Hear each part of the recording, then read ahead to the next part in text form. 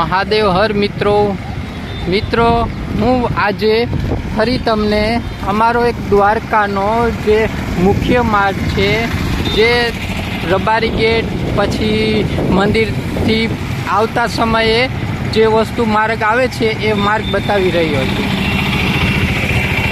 મિત્રો, જો અત્યારે આ માર્ગની એટલી હાલત ખરાબ છે કે આમાં કોઈ અકસ્માત થશે તો કોણ જવાબદાર? મોટા મોટા ખાડાઓ પણ છે આ રસ્તા ઉપર।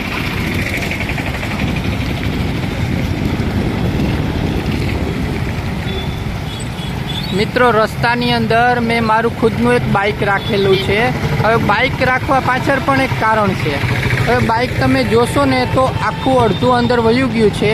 હવે બાઇક રાખવાથી હું તમને એટલા માટે બતાવું છું કે માની લો કે તમે કોઈ મોટો ટ્રક પાછળ તમે બાઇક લઈને આવતા હશો અને તમને ખબર ન હોય તો ત્યારે આ હાલત શું થશે? આમાં અકસ્માત થશે, કોઈ મૃત્યુ પામશે તો કોણ જવાબદાર થશે?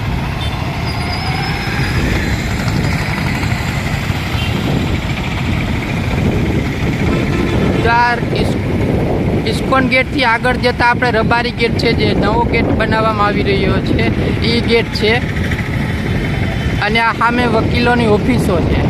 પછી મંદિરથી અંદર દર્શન કરીને આવતા સમયે જે ગેટની એન્ટ્રી હોય છે બહારની, એ પણ એક ગેટ છે।